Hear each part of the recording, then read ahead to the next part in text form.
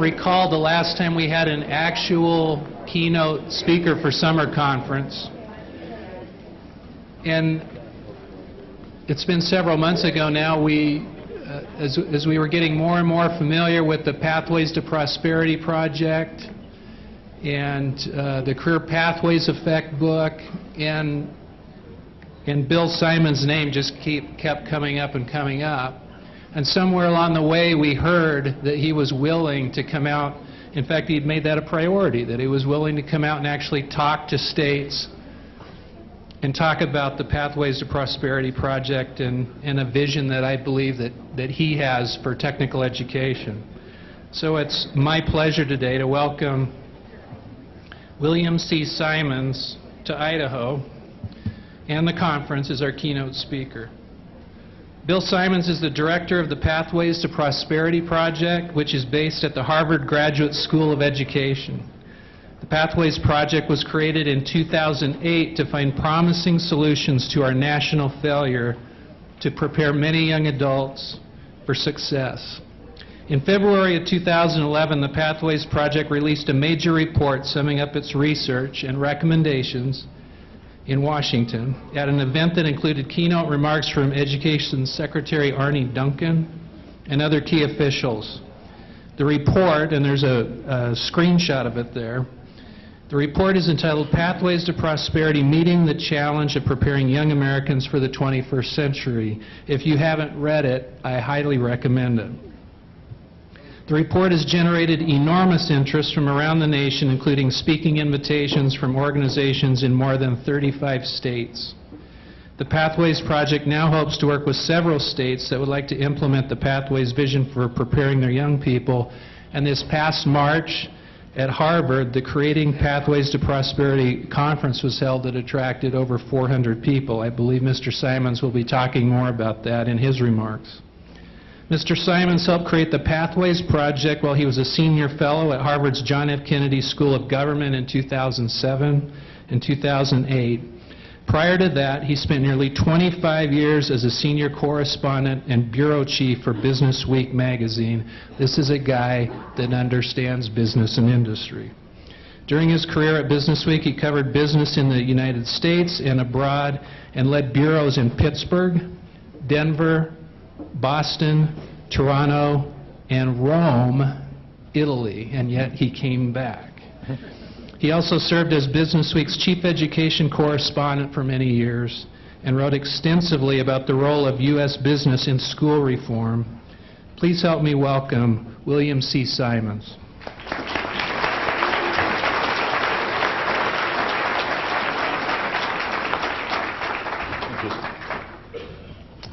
Good morning. Can everybody hear me okay? You know, it's really a pleasure to be here in Idaho. One thing Todd didn't mention is I have very deep roots in the Rocky Mountain region. My wife comes from Colorado. We go back there at least once a year. Most of my family actually lives in Colorado. I had the pleasure, my first job was actually in Yellowstone National Park. And I've also spent time in Montana, worked in Iowa as well. So anyhow, it's really a joy to be back here. There's nothing prettier, in my opinion, than a morning in the Rocky Mountains.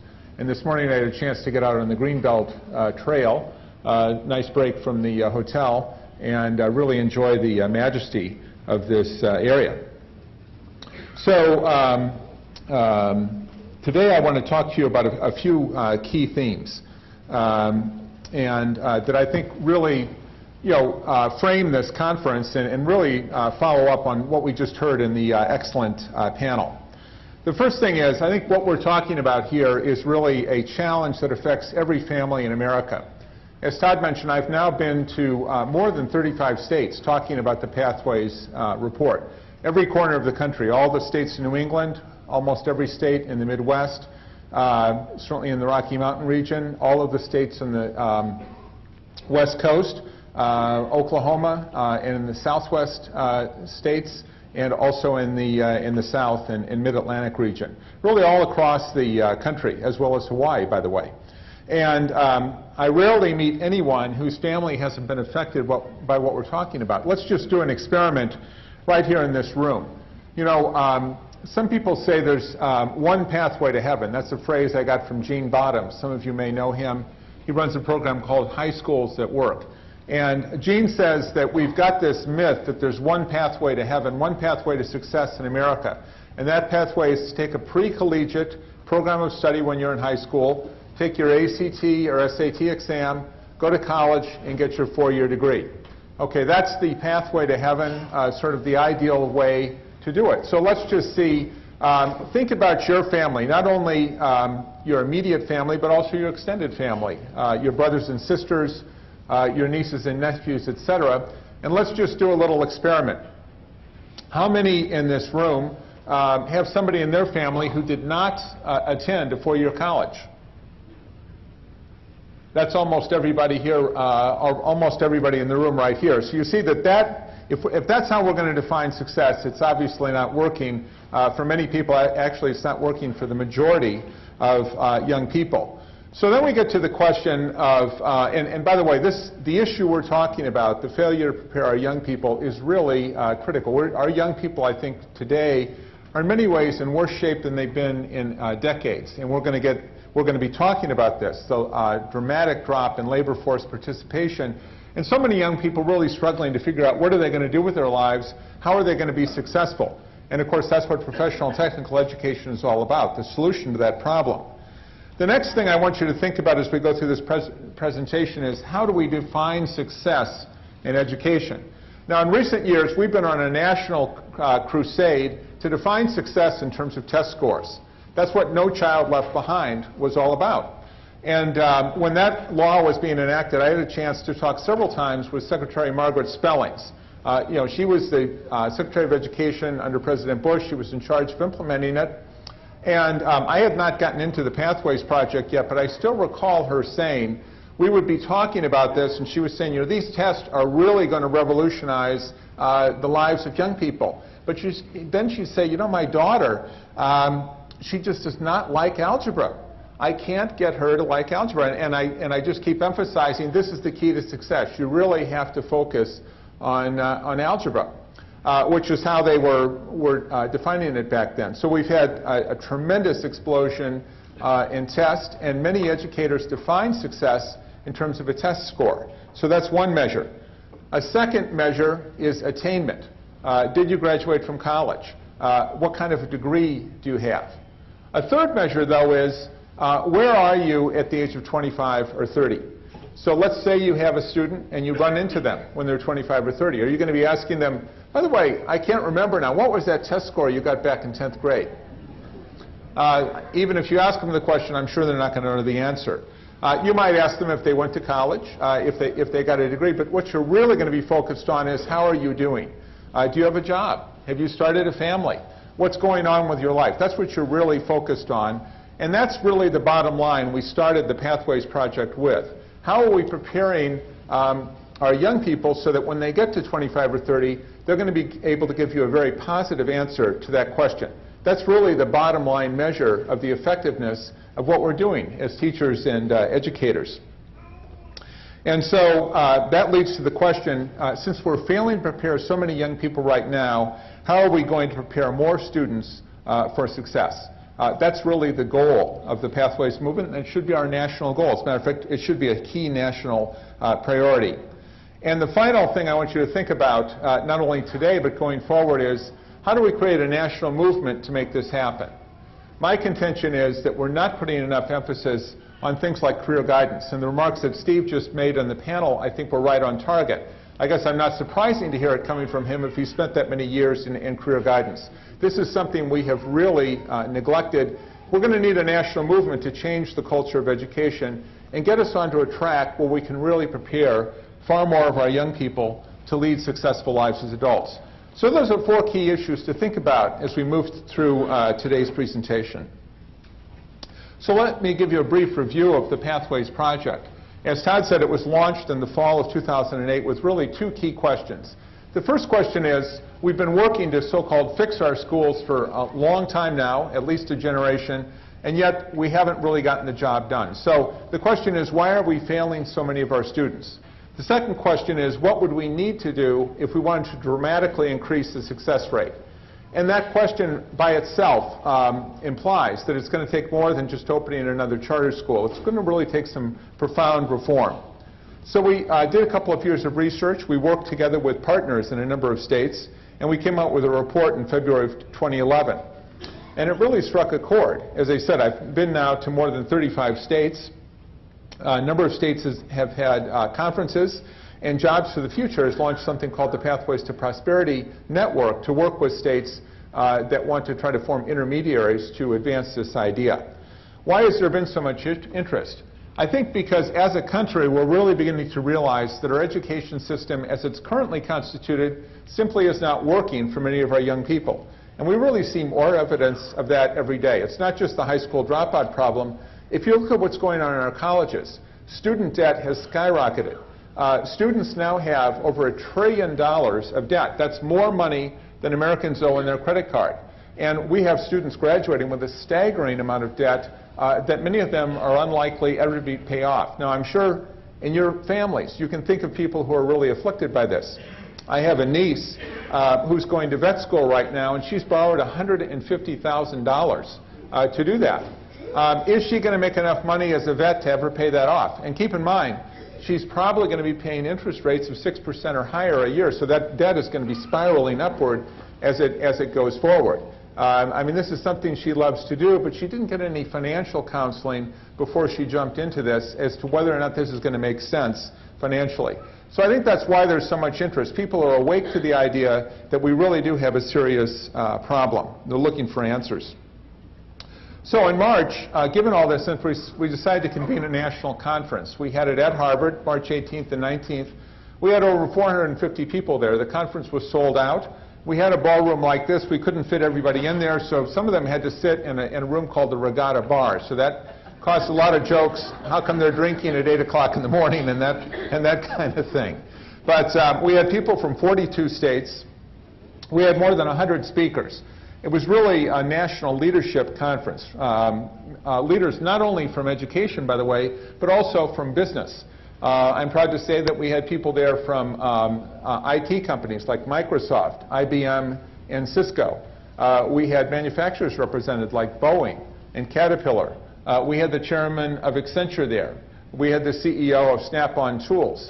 We had the conference board. So we had a lot of representation from the business sector, and we also had a lot of government leaders, including the governor of Oklahoma, Mary Fallin, who many of you probably saw on TV recently with the terrible tornadoes down there. She was there. She's the incoming chair of the National Governors Association. And she was there to say that the governors really have to take this seriously going forward. So it was a terrific conference. And what we really focused on is the question, if we want to create better pathway systems, what are we going to have to do? And I want to share some of those lessons that we learned at the conference with you this morning as we go through this presentation. So this morning I want to tell you a little bit about the research we did in the Pathways Report, and I want to highlight some of the lessons that we learned at the conference. And I want to talk about how we're going to move to action as we go forward. And then finally I want to talk about what some of the implications are for Idaho.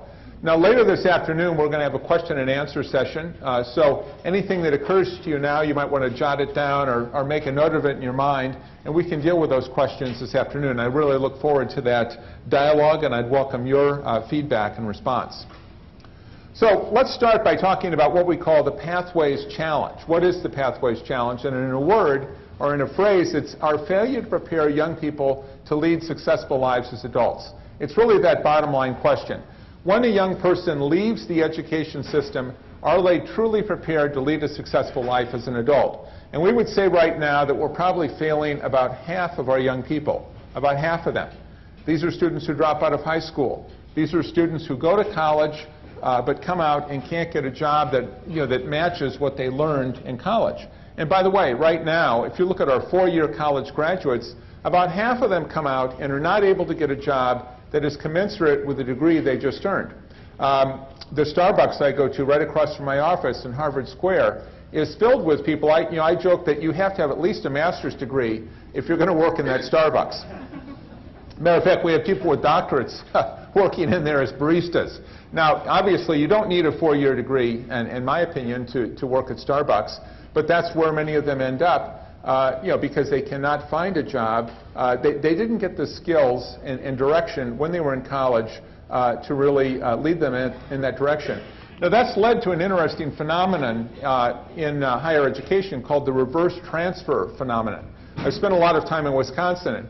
In Wisconsin, the second largest graduate school in the state of Wisconsin is actually Milwaukee Area Technical College, very much like Steve's institution, except it's in Milwaukee. Milwaukee Area Technical College is actually the nation's oldest technical school. They have over 4,000 students that already have their bachelor's degree. They did what they were told to do, right? Go to the university. Now, if you go to the University of Wisconsin, you might get to go to the Rose Bowl.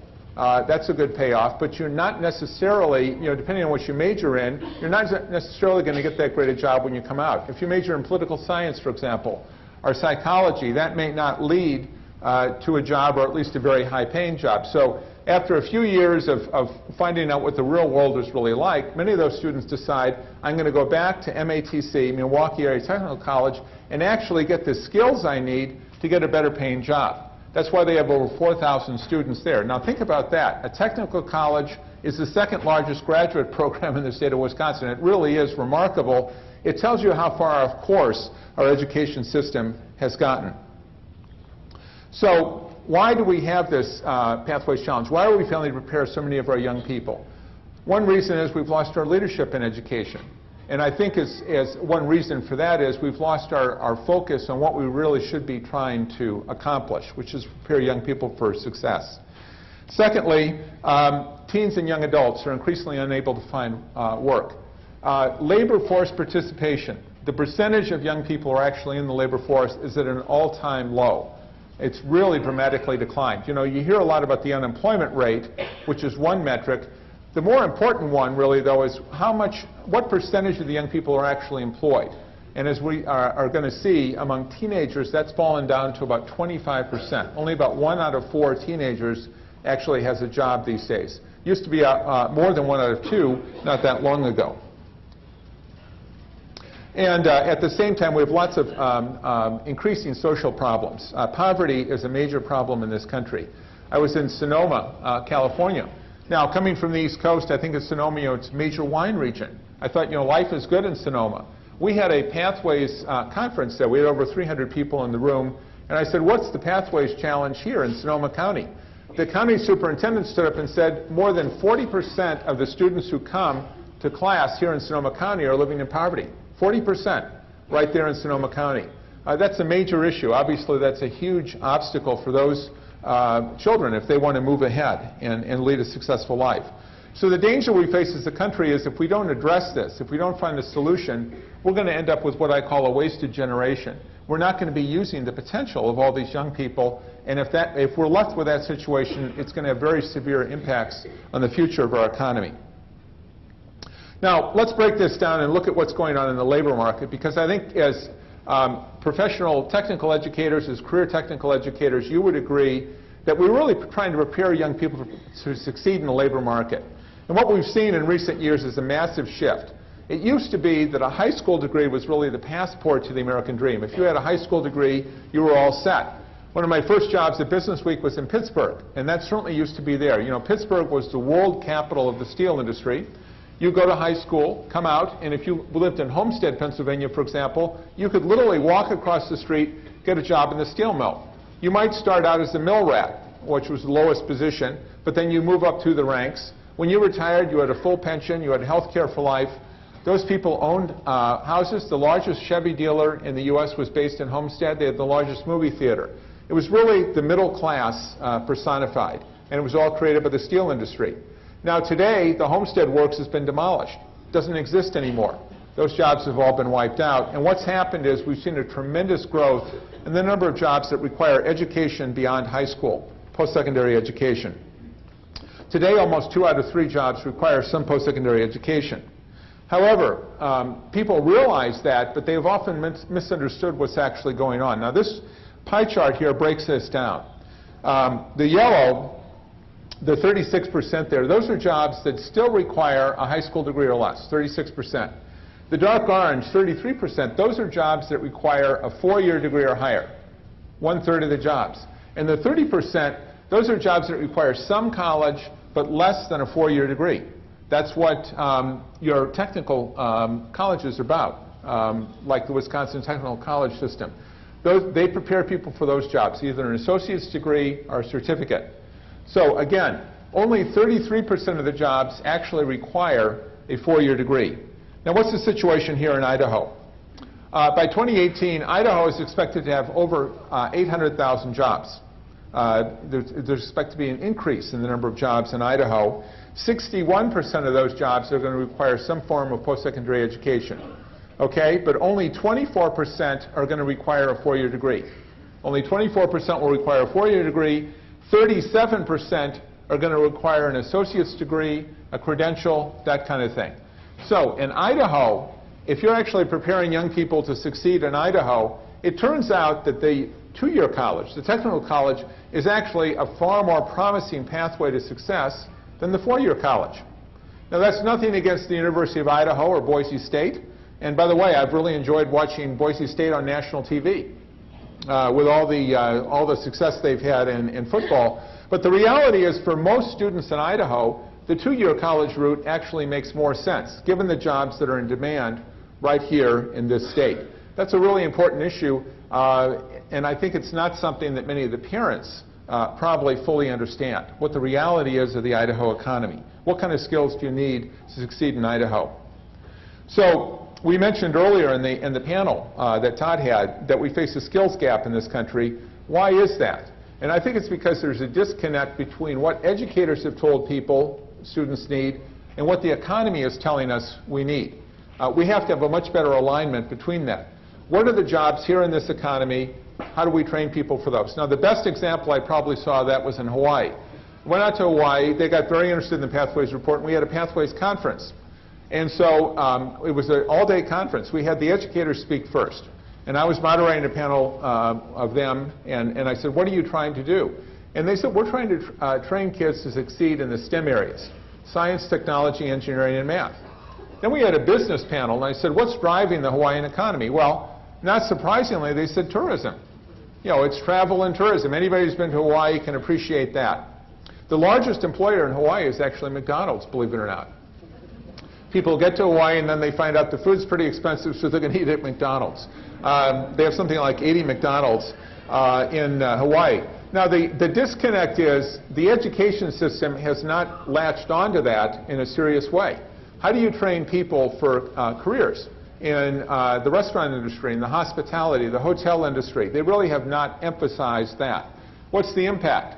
The University of Hawaii did a study and found that Hawaii is losing its competitive advantage when it comes to service.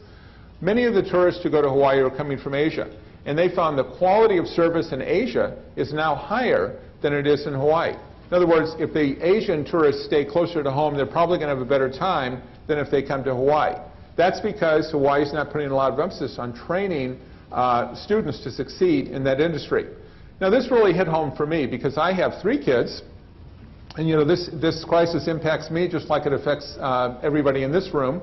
I have 3 kids, 2 boys and a girl. My youngest son, when he was in middle school, was getting the message that he was a loser.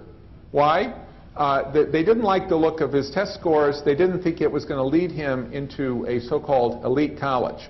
And their definition of success was going to an elite college. Now, at the same time, he got really interested in cooking. He found out he had incredible ability at cooking. He was really enthusiastic about that, decided he might want to be a chef. So our local high school didn't have a single course that would help him prepare for that. They had a principal, a couple of principals ago said, we're moving into the 21st century. We don't need any of that stuff anymore. We're going to get rid of all of it. It's all going to be college prep. That's the only thing we're going to offer at this high school. Fortunately, in Massachusetts, we have some regional vocational technical high schools. This is really a form of public school choice. It's a public school. It doesn't cost anything to go there. It serves a number of towns, including the one he goes to is called Minuteman, because it's right next to Minuteman National Park. And they have a whole program in culinary. So he went there. He's majoring in culinary. He just finished his junior year. And he's taking academic courses, by the way, as well. Every other week is devoted to academics. And I've been astonished at the amount he's learned. It really is incredible. He's in the ProStart program. He's going to earn the ProStart National Certificate of Achievement, which is valued for both admission and credit at many culinary colleges across the U.S. It's also recognized by employers as meaning that you've got what it takes to succeed in the restaurant industry. So it's really a definition of college and career ready.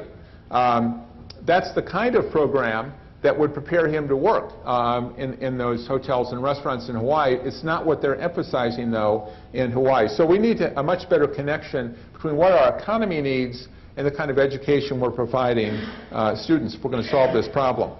And that leads me to the question of what our goals should be in education. We've got to develop a more comprehensive goal that's going to work for all students. I'm not saying that four-year college is bad. What I'm saying is it's not the answer for every student. And so what we need to do is say your goal should be figure out your, what is your goal in the workforce? What do you want to become? And then what's the pathway that's going to lead you there? What kind of experience do you need if you're going to succeed in that pathway? For my son who wants to be a chef, one critical component of that is actually getting some experience in the industry, what we call work-based learning. He's working now at a country club under a chef who went to the Culinary Institute of America. He's really getting high-quality exposure to what the industry is all about. And all of our young people need that kind of experience.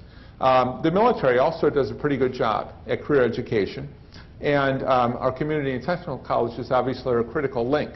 Now, I don't know if the senator is still here, but yes. One of the problems I think we've had with education funding is the people who make public policy in this country, and I think the senators may be an exception to this, but many of them went through the so-called one pathway to heaven. They went to college, then many of them went to law school. And they think that pathway worked for me, it should work for everybody else. And so they tend to give a lot more resources to the four-year institutions. And again, you can see some of the reasons for that. As they say, in Wisconsin, you might go to the Rose Bowl if you give money to the University of Wisconsin. You're not going to do that at the technical college level. But I think what we've done is we've underfunded these alternative pathways. The community and technical colleges in the U.S. do not have the resources that the four-year schools do. And I think we need to really take a hard look at that. Why are they underfunded if, in fact, as we see in Idaho, that's actually the gateway to more jobs than the four-year schools? We should be putting more resources in there. And that's really the ladder to the middle class for many students here in Idaho. It really is. Now, that's not to say it's a dead end. You can get a job in manufacturing, you can get a job in healthcare, continue your education, and continue to move up the ranks. But at least you've got a foothold into the middle class. That's the way we need to look at it. We need to change our funding priorities accordingly.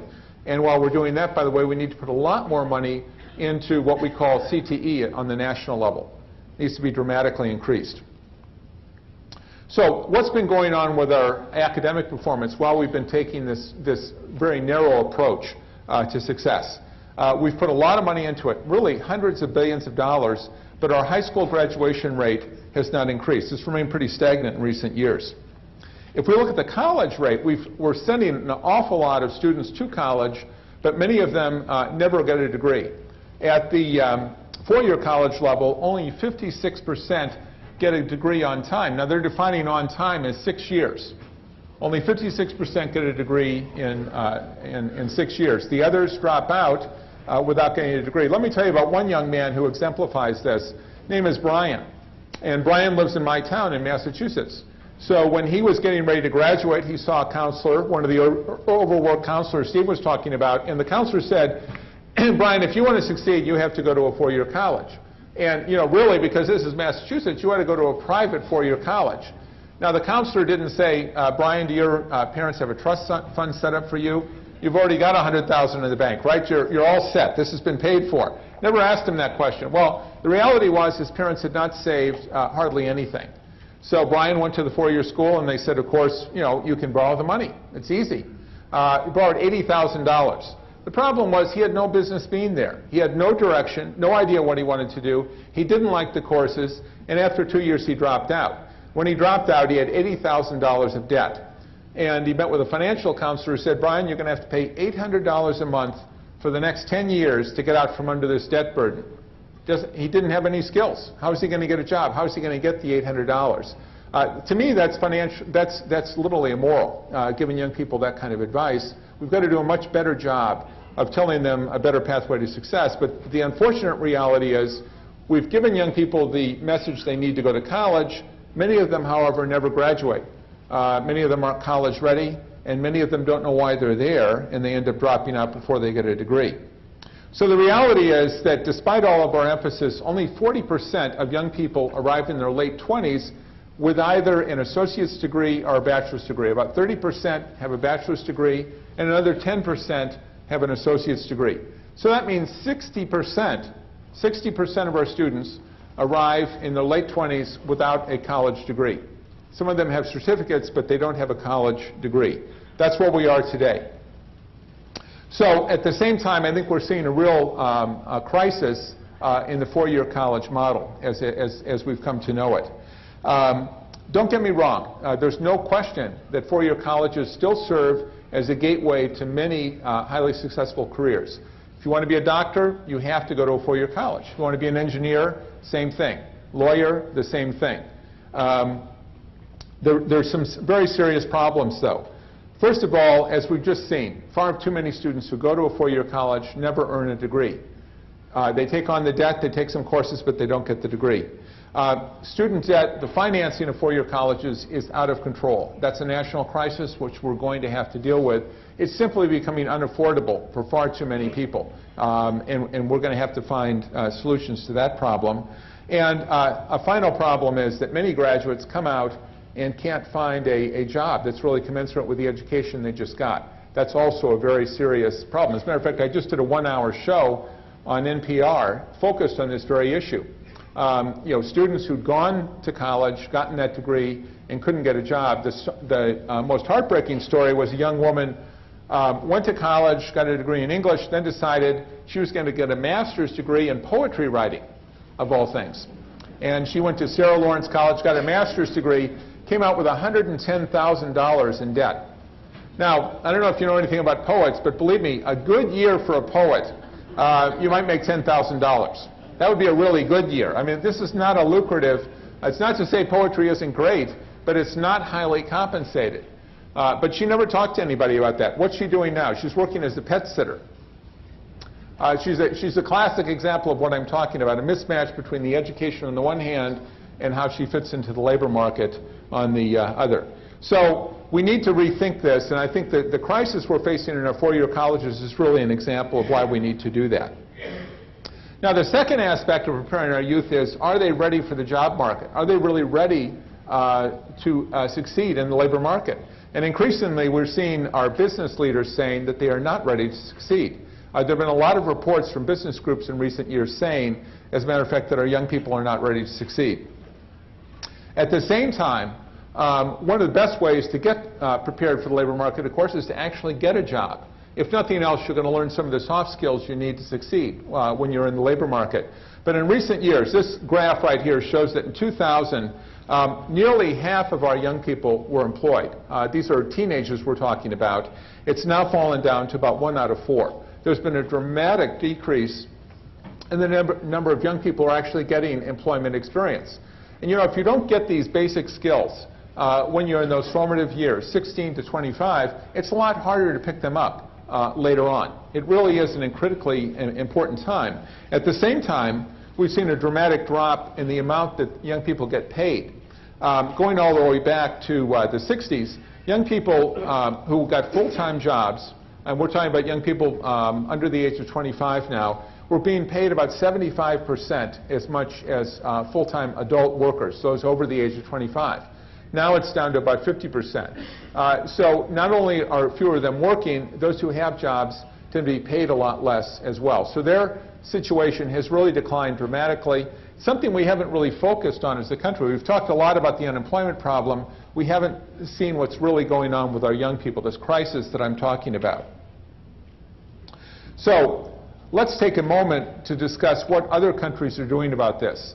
Those of you who have the Career Pathways Effect, the book, will see that the chapter I wrote talks about what can we learn from other nations. After all, we're in a global economy. How are they responding to this? And I think the key thing is that other countries, particularly some of the leaders in terms of developing youth, have really recognized the importance of what they call vocational education. This is really an ideal way to prepare many young people to lead successful lives. The OECD conducted a very comprehensive study of this. It was called Learning for Jobs. They looked at 17 different countries and their vocational education programs, including right here in the U.S. They looked at a couple of states here in the U.S. and what their CTE programs look like. And one country they focused on a lot was Switzerland. You know, Switzerland is one of the wealthiest countries in the world, very prosperous country.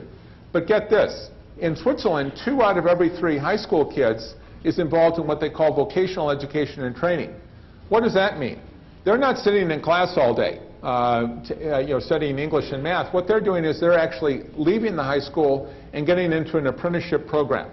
They offer apprenticeships in over 200 different fields. You want to go into the restaurant industry, you can work in a hotel or restaurant. We're going to go into the IT industry, you can work in a company in that field, or healthcare, the same thing. 2 out of 3 high school kids are involved in that. It's led to much higher graduation rates. The youth unemployment rate in Switzerland is only 5%.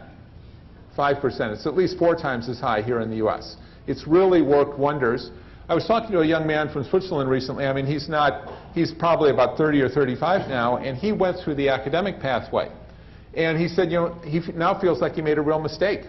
He would have been much better off going through the vocational pathway because you're not only learning, they don't ignore academic skills, but you're learning so much else in addition to that. You're learning about a career. You're getting the work experience. You're really coming out with a huge leap ahead. Come back to my son. Because he's going through this very intense program of culinary education, he's getting the academic instruction. As a matter of fact, next year he's going to be taking AP English. But he's going to come out with a national certificate that's recognized by restaurants across the U.S. That's going to give him admission into a culinary college. He's going to come out with hundreds of hours of work experience. How much further ahead is he than the kid who's done nothing more than sit in class in a high school all day? I think it's like night and day. That's what they've realized in Switzerland. We haven't woken up to that in this country. So after looking at 17 different countries, the OECD looked at what's the value of this. What case can be made for vocational education, what you call PTE here in Idaho.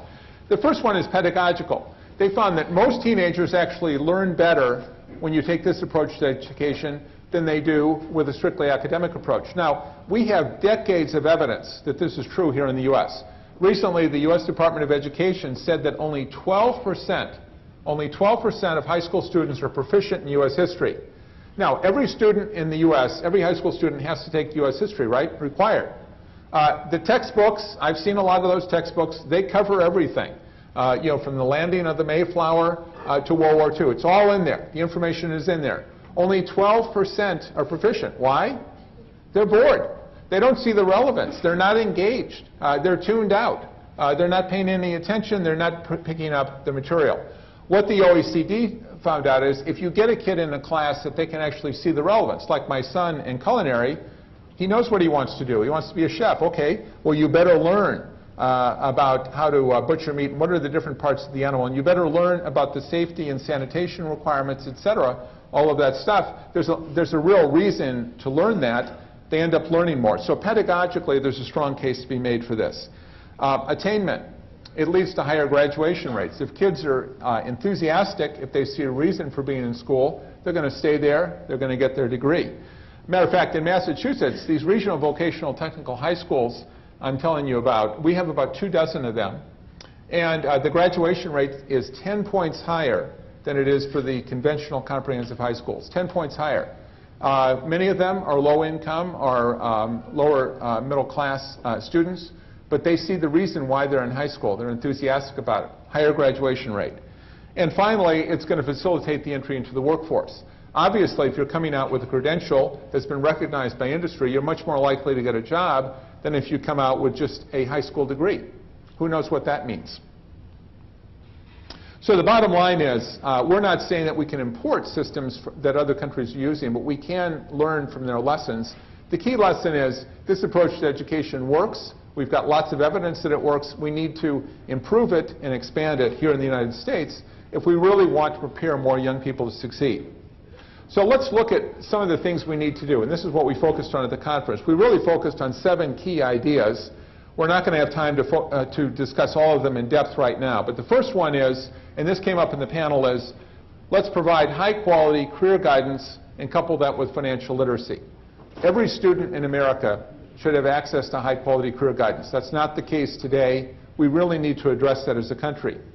Secondly, we need to provide every student in America with access to high-quality options, multiple pathways. The most compelling pathway is obviously career education. Every student should have that choice. Now, my son was lucky enough to live in an area where he did have that choice. He could go to the academic program. He could also go to the vocational high school at no charge. That's a public school. You've got your choice. Which one do you want to choose? Every child in America should really have that option. Thirdly, we need to engage employers in this in a very profound way. And if you're going to solve the challenges you face in Idaho with professional technical education, the answer is going to be partnering with employers in Idaho. They need to be the champions. They need to be your partners.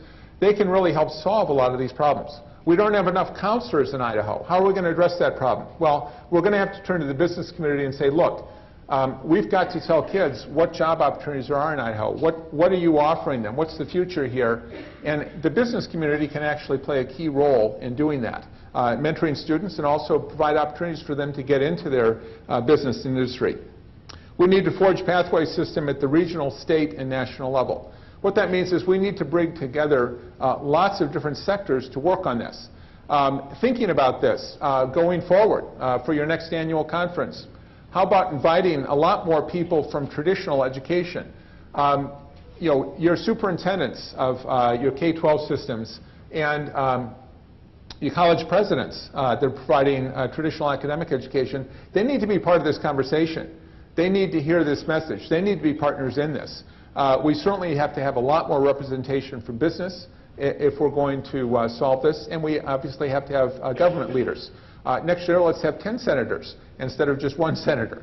Let's get all these different stakeholders involved to really embrace this thing in Idaho, because what we're really talking about is the bottom line. How are we going to prepare more of our young people to lead a successful life in Idaho? And if you can actually do that, it's going to lead to a stronger Idaho economy, a more prosperous Idaho going forward. 3 other things we need to think about. If we're going to make this happen nationally, we have to develop a national culture that recognizes the importance of a multiple pathway approach. One pathway doesn't work for every child. We need to develop those multiple pathways so more are going to succeed. And it's going to work a lot better for business as well, by the way. We need to achieve excellence with equity. That means we need to be very conscious that we're not trying to track students into certain careers just because of what they look like, their racial group, or whether they're male or female. We need to open up these pathways to everyone and allow them to make the choice. And finally, we need to create a research and communications infrastructure so we can tell our story. I think one of the biggest handicaps that professional technical education faces, and this came up on the panel this morning, is we're not telling our story. Parents are not aware of this. I've seen this again and again as I've gone around the country. I went to a very hostile audience, University of Illinois at Chicago. They're right in the heart of Chicago. And one of the professors wrote me after this, and that's why I knew what he was thinking. He said, I think you've got to be kidding. They're bringing some white dude in from Harvard to tell us what to do about our kids. We have absolutely nothing to learn from this guy. But I started out by talking about my own son and the difference that it had made in his life. As a middle school student, he was told that he was a loser. Now, he's not unique. Our school system in the town I lived has defined success as going to an elite college. Harvard or Yale, that's the goal, right? Okay. Well, I've told the principal, every year, half the kids are going to be in the bottom half of the class. They're not going to any elite college. I mean, it's like the guy who's talking about his son wants to be in the NBA. What fraction of students are going to make it to the NBA? It's very small, believe me. So if you're defining success like that, you're automatically labeling most students as losers, as failures. They don't have what it takes to achieve that very narrow definition of success. We really have to change that whole mentality and ways of looking at things. If you met my son now, he's so excited about the future that awaits him. Now, sure, there's lots of low-paid jobs in the culinary and restaurant industry. The opportunity for growth, though, is tremendous. How does a hotel like this operate? They've got to have an executive chef. That executive chef, believe me, is making a solid middle-class wage. If you have an executive chef who doesn't know what he or she is doing, this hotel is going over the cliff. You're not going to have your conference here next year. If the food isn't any good, that's it. You're moving on someplace else. There's plenty of other hotels that would like to compete for this business. So we have to change the mentality. We have to tell the story of how this can really transform kids' lives. And the research is a critical component of this. So let's talk about some of the problems that we looked at the conference and solutions. The very first one, and I'm glad to hear this came up so prominently in the panel earlier today, is the crisis in career guidance. Idaho is not alone. Nationally, there's about 500 high school students to every counselor.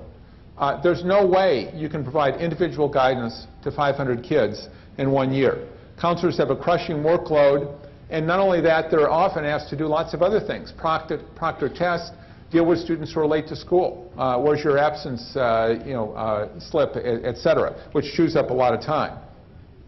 The cost of this failure are enormous. The National Career Development Association has estimated that about half of our high school students leave high school without the guidance they need to succeed in college or a career. They aren't getting the guidance they need. By the way, they're not getting the financial literacy they need either. It's a major cause of the reason why so many of our kids end up on a pathway that doesn't make sense, like that young man named Brian. He was told, he got very bad advice to go to the four-year college when he didn't know what he wanted to do. He didn't have the money to pay for it. He's got $80,000 of debt. That's going to be a shadow over his life for years to come because he didn't get the guidance he needed. Now, if you look at our low-income students, the problem is even more profound. One of the experts we had at the conference has spent about 30 years or more studying career guidance, and he's developed a metric that he uses. He likes to tell people, think of 3 goals you want to accomplish in the next 3 years. Okay? What are your top 3 goals in the next 3 years? Okay? And then rank them. 1 means I'm definitely going to do it. Absolutely. 5 means no way. And he's found that when he talks to low-income students, they'll give them a 5 right across the board. In other words, they might have goals, but they feel like it's hopeless. There's no way they can get out of it. That's the cost if we don't provide career guidance to those young people. Now, another panelist we had was Bob Couch. Bob was the CTE director in the state of South Carolina for many years, and his story was really compelling. His father dropped out of high school in 8th grade. Bob went on to get a doctorate. Why? Because somebody took the time to mentor him and guide him and say, you know, Bob, you've got a lot of potential. You can climb up out of this. But many of our low-income students are not getting that kind of guidance. Matter of fact, if you break this down and look at where the counselors are, I'm sure in Idaho you'd find a lot more counselors in the wealthy districts than you would in the low-income districts. And probably a real lack of guidance as well for many of those students in rural Idaho. So if we're going to solve this problem, what do we need to do? First of all, I think we need to make career guidance a central goal of education. I would say that every student in Idaho should be required to develop a pathways plan. And it starts at an early age. Now, again, it was brought up, you fill this out with pencil because obviously young people change their mind. By the way, older people often change their mind as well, but certainly many young people change their mind. So start developing a plan. Bring the parents into that discussion. We're talking about your child's future. What does he or she want to do? So you start talking about what are the options? What are you going to need to reach that options? Bring reality into it. If you have a grade point average of 1.5, you're not going to be an engineer. You're never going to get into engineering school. Now, you could work to change that. You could raise up your grade point average. If you don't, there's no way you're going to get, you're not going to make it. It's not a realistic option for you. So let's look at what the options are that you can succeed. So the first thing is let's make it a central priority in Idaho that every student is going to develop a plan, and then we have to figure out how are we going to provide that guidance to young people. Now, I would say that part of it means we need to put more resources into it. The other part, though, is the partnership with business. We need to really work together with business in Idaho, get them involved in this. Now, this is not as hard as it might seem. IBM, which is one of the most active companies in the U.S. in terms of education, surveyed its employees, 300,000 employees, and said, what's the #1 issue that you would like to volunteer your time on? #1 issue. You know what it was? Education. Why? Because almost all of those employees have families. They're concerned about our education system. They're concerned about what's going to happen to our kids. They're willing to volunteer. I'm sure that's true here in Idaho. So you go to the employers and say, we want some of your employees to volunteer. They're going to come into the schools. They're going to start working with kids, talking to them about what's available in the industries they're working at. We talked about food processing, major industry here in Idaho. What kind of jobs are available in food processing? What's it like to work in food processing? What do you need to succeed in that industry? That's a job you can have right here. Now, of course, you can move to New York. I think you'd be crazy if you did that. I'd much rather live in Idaho than New York. But if you want to stay here in Idaho, these are the jobs that are available. These are the skills that you need. The business community can help solve that problem, and that can be done with without a lot of extra costs. A lot of those mentors would just be volunteering their time to come in to do that. Now, a second thing we need to do, and this goes to why you're having this conference, is how do we create high-quality multiple pathways, high-quality PTE? And you've got some of it right here in Idaho. What we're talking about is how do we raise that bar so all programs are truly world-class. We're really preparing students in Idaho to succeed in the global market. I've got on this slide some examples of programs that really exemplify this here in the U.S. I've talked about the Massachusetts model of these regional vocational technical high schools that have phenomenal graduation rates. They just ranked the highest, the high schools in Massachusetts with the highest graduation rate. You have to have at least a 93% graduation rate. 18 of the vocational high schools were on that list. I mean, they're right at the top in the state in terms of performance because they're offering an education that's relevant, that's engaging, that the students are really enthusiastic about. We've got representing ACTE here. We've got Jim Comer. Jim, why don't you raise your hand? He comes from Francis Tuttle, which has sometimes been called the Taj Mahal of career education. If you ever get down to Oklahoma City, you've got to go see Francis Tuttle. It'll bring tears to your eyes. I mean, the quality of what they're offering in that institution is simply unbelievable. Why? Why are they doing that in Oklahoma? I mean, that's a red state. It's not known for lavish government spending. Why? Because the business community understands the importance of this to the Oklahoma economy. The creation of this system was led by a governor who was far-sighted and said, you know, we really have to develop career education if Oklahoma is going to have a strong economy. He got the business community on board. The ultimate result is one of the finest institutions of career technical education in the world, which is Francis Tuttle. We've got our student organizations, which are doing a great job. At the Pathways Conference, we had the head of both FFA and Skills USA talking about all the things they're doing for young people. They're teaching them about how they can be successful. They're developing leadership skills, public speaking, and that kind of thing. So we've got some good examples of what can work. Now we have to take it to scale. And if we're going to do that, we have to meet two key challenges. The first is, how are we going to recruit and certify high-quality teachers? So everybody in this room is already involved in this. The question is, where's the next generation? If we're going to scale up PTE in Idaho so that more students have access to this, where are those teachers going to come from?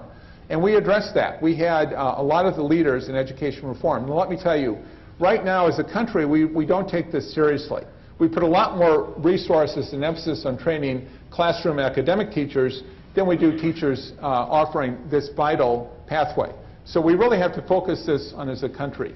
I think one step, frankly, and this will be controversial with some in the unions, is we're going to have to offer higher wages for some of the PTE teachers.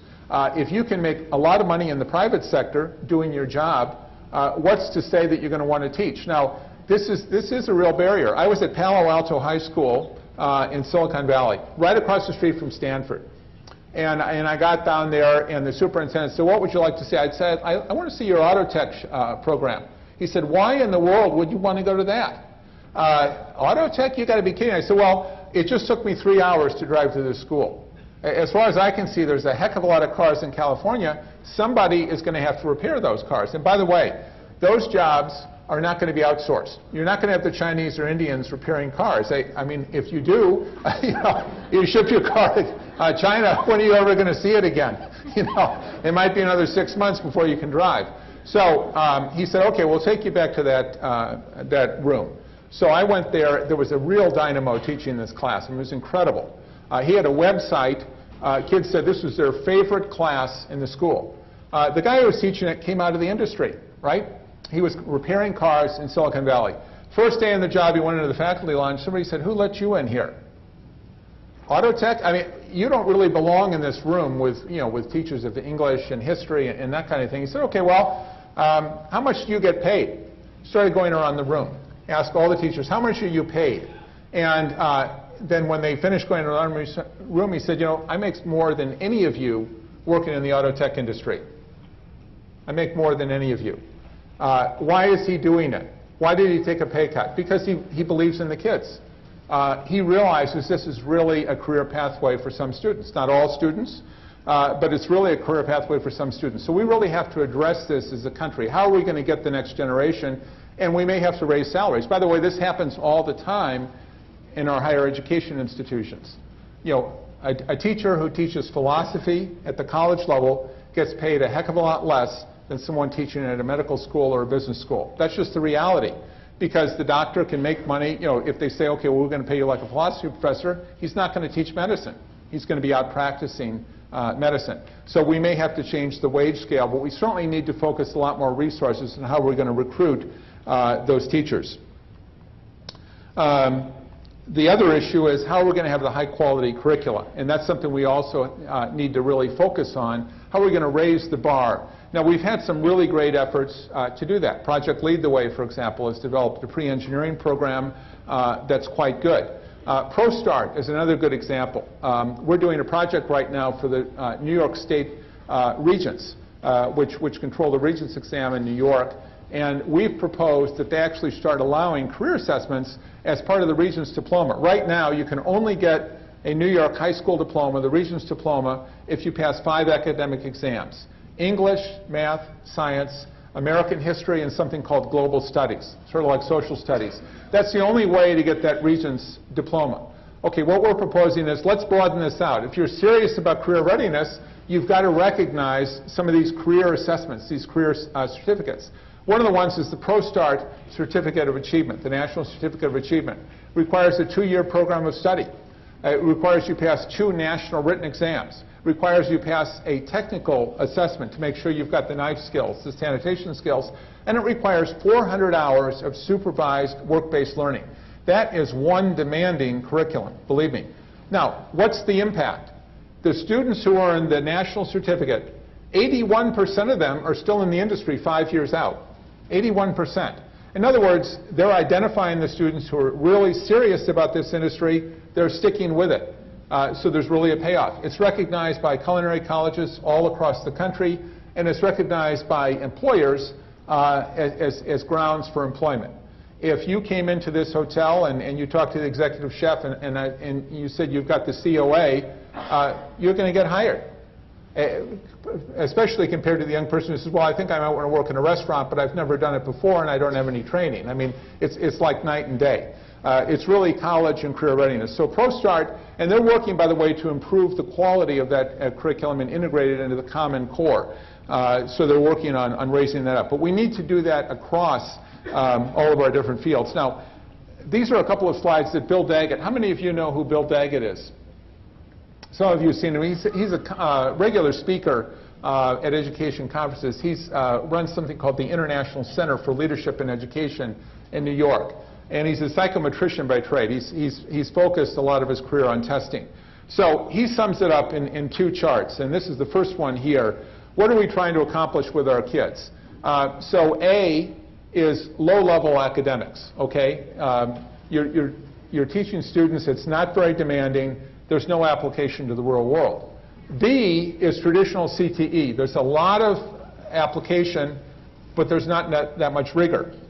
C is very rigorous academics. That's your pre-collegiate. That'd be the kid who's going to go to Harvard. You're going to put him in C. Very intense academics, no application. D is what we're aiming for in the Common Core. This is the theory, anyhow. We want kids to have rigorous instruction, but lots of application to the real world. That's really what we call world-class CTE, is D. That's what we're aiming for, that we want to try to achieve. Now, is that realistic for CTE? And many people say no. And this is the obstacle we've run into in New York, that you're trying to dumb down education by advocating this at all. The kids aren't going to learn. What Daggett's research shows, though, is in fact that that's not true at all. And this little chart here shows what he means. These are Luxile scores, the level of difficulty in reading. So the very first bar there on the far left is high school literature, high school English. Okay, all of the high schools you work in, I'm sure the English teachers think they're the cream of the crop, right? They've got the most demanding reading there is. No, they're actually at the bottom. They're actually at the bottom. The level of reading that's required in their classes is the lowest. What's the highest? Anybody want to guess? What's the most demanding course typically in our high schools in terms of reading level? What do you think? Right, that's the answer. CTE is actually the most demanding. Why? What do you have to do to succeed in a CTE class? If it's any good, if you're taking an auto tech class, you have to read that auto manual. How many adults in the U.S. can actually read an auto manual?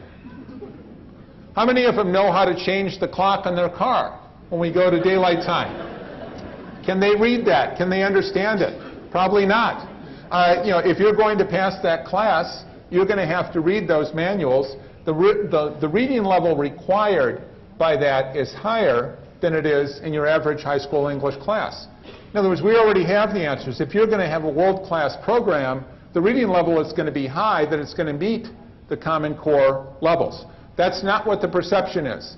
What's the perception of our educators? If you've got a kid who cannot hack it in the academic classes, we'll send them to CTE. The last refuge for the losers, right? We're going to send them there. The reality is just the opposite. It's the most demanding curriculum if it's done right, and yet the perception is somehow this isn't working. And again, the reality is kids who successfully complete this, like my son, are being prepared for college and career. Other high school kids are only being prepared for college. Many of them have no idea what they're going to do with that education. They haven't been introduced to career at all. So how are we going to do that? How are we going to create this curriculum? One thing is we're going to have to put money into it. It's going to cost money. The average AP class costs over $1 million to develop. We aren't putting that kind of money into high-quality CTE. We're going to have to partner with industry to do it. That's why the ProStart was created by the National Restaurant Association, because they said they cannot find the high-quality young people they need right now. And by the way, the restaurant industry is the second largest employer in the United States. They actually have jobs. They're hungry for people. They desperately need employees. Many of them don't have the skills they need, and that's why they're doing this. We need to expand professional development for teachers like yourself to make sure that you're staying abreast with the latest developments. And as was mentioned in the panel, we need to leverage technology so students in places like Salmon, Idaho can have better access to these programs. And finally, we need to really increase the role of employers in solving this. And they can help us solve several things. They can enhance career guidance. They can partner with you to create better programs of study. They can design credentials and skill certifications that provide passports to work. Certifications that are actually recognized by industry so you can get a job when you get out. And finally, they can provide work-based learning, which is one of the most critical and important things we can do for our students. Get them out of the school, into the workplace, see what it's like to actually have a job.